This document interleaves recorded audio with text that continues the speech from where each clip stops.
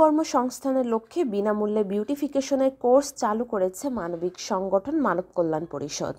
নারায়ণগঞ্জ শহরের প্রাণকেন্দ্র চাষারা মাধবীলতা সিটি প্লাজায় সাংগঠনিক মিলনায়তনে গত 6 জুলাই শনিবার বিউটিফিকেশন প্রশিক্ষণ ক্লাসে প্রশিক্ষক হিসেবে এক্সক্লুসিভ প্রেজেন্টেশনের মাধ্যমে ক্লাস পরিচালনা করেন বিউটি এক্সপার্ট ফাতেমা আক্তার ইলা।